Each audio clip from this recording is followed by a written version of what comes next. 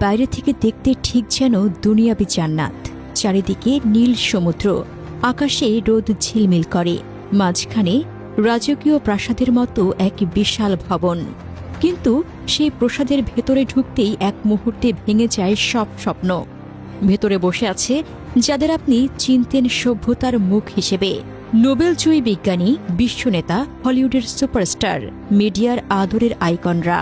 কিন্তু তাদের চোখে নেই কোনো মমতা, নেই কোনো মানবিকতা, আছে শুধু এক ধরনের আদিম পৈশাচিক ক্ষুধা, ক্ষমতা আর দুর্বলতার উপর শাসন কায়েম করার নেশা। একজন কিশোরী চিৎকার করে বলে ওঠে, আমি মায়ের কাছে যাব, কিন্তু তার কান্না হারিয়ে যায় প্রশান্ত মহাসাগরের গর্জনে, শ্যাম্পেনের বোতল খোলার শব্দে আর ক্ষমতাবানদের হাসির মধ্যে। তাকে বলা হয়, চুপ থাকো, এরা এই দুনিয়ার সবচেয়ে শক্তিশালী মানুষ, এদের সন্তুষ্ট করাই তোমার কাজ। দিনের পর দিন এই নিষ্পাপ শিশুদের ওপর দিয়ে চলে এক নির্মম শোষণ, আর শিকারে ছিল তারাই যাদের ছবি আপনারা দেওয়ালে টাঙিয়ে রাখেন। এত বড় নাম, তবুও সত্য বের হলো কিভাবে? স্বাভাবিক প্রশ্ন, এত বড় বড় রাঘব বোয়াল জড়িত থাকলে এই খবর দুনিয়ার সামনে এলো কিভাবে? কারণ জেফ্রি অ্যাপস্টাইন শুধু বিকৃত ছিল না, সে ছিল অত্যন্ত কৌশলী। সে তার ঘনিষ্ঠদের নাম, নম্বর, ঠিকানা লিখে রাখত একটি ছোট কালো ডায়েরিতে, দ্য ব্ল্যাক বুক। এই ডায়েরি ছিল তার ইন্স্যুরেন্স পলিসি।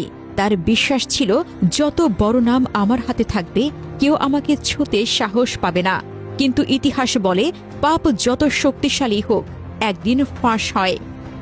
যে নারী নীরবতা ভেঙেছিল, ভার্জিনিয়া গুইফ্রি, একজন নারী যিনি নিজে ছিলেন এই নেটওয়ার্কের শিকার। তিনি মামলা করেন অ্যাপস্টাইনের ঘনিষ্ঠ সহযোগী গিসলাইন ম্যাক্সওয়েলের বিরুদ্ধে। এই মামলার সূত্র ধরে যুক্তরাষ্ট্রের আদালতের নির্দেশে হাজার হাজার পৃষ্ঠার সিল্ড ডকুমেন্ট ধীরে ধীরে প্রকাশ পেতে শুরু করে। বিশ্ব হতবাক হয়ে যায়, কারণ আদালতের নথিতে দেখা যায় যাদের এতদিন ভদ্রলোক, ফিলান্থ্রোপিস্ট, সভ্যতার রোল মডেল বলা হয়েছে, তাদের নাম উঠে এসেছে একটি শিশু যৌন পাচার নেটওয়ার্কের আশপাশে। আদালতের নথিতে তাদের নামগুলো জ্বলজ্বল করছে জঘন্য সব অপরাধের সাথে। কাদের নাম নেই সেখানে, তালিকাটি দেখলে আপনার পায়ের তলার মাটি সরে যাবে। বিল ক্লিন্টন, আমেরিকার সাবেক প্রেসিডেন্ট, গণতন্ত্রের ফেরিওয়ালা। তিনি এই দ্বীপে এবং অ্যাপস্টাইনের প্লেনে চড়েছেন বহুবার। নথিতে তাকে নিয়ে বহু চাঞ্চল্যকর তথ্য রয়েছে। প্রিন্স এন্ড্রু, ব্রিটিশ রাজপরিবারের অহংকার, যার আভিজাত্যের গল্প শুনে আপনারা বড় হয়েছেন, সেও ছিল এই দ্বীপের নিয়মিত খদ্দের। স্টিফেন হকিং, যার বিজ্ঞান আর কসমোলজি নিয়ে আপনারা মুগ্ধ, তিনিও গিয়েছিলেন এই পাপের দ্বীপে। নথিতে আরও নাম উঠে এসেছে মাইনরদের সাথে সম্পর্কিত এক প্রসঙ্গে। বিল গেটস, বিশ্বের সেরা ধনী এবং ফিলান্থ্রোপিস্ট, আফ্রিকায় শিশুদের টিকা দেয়, যদিও মহামারী ছড়িয়ে দেওয়ার টিকা, বিভিন্ন ভাইরাস টেস্ট করার টিকা। তারও ঘনিষ্ঠতা ছিল এই শিশু পাচারকারীর সাথে। ডোনাল্ড ট্রাম্প, বিশ্ব রাজনীতির আরেক মোড়ল। হলিউড ও গ্ল্যামার ওয়ার্ল্ড, কেভিন স্পেসি থেকে শুরু করে নামকরা সব মডেল ও অভিনেতারা যারা আপনাদের আইডল, তারা অনেকেই ছিলেন এই চক্রের অংশ। জেফ্রি অ্যাপস্টাইন কি কেবল একজন বিকৃতকামী ধনী ছিল? না, সে ছিল মোসাদ এবং পশ্চিমা গোয়েন্দা সংস্থার একটি হানি ট্র্যাপ প্রজেক্টের এজেন্ট।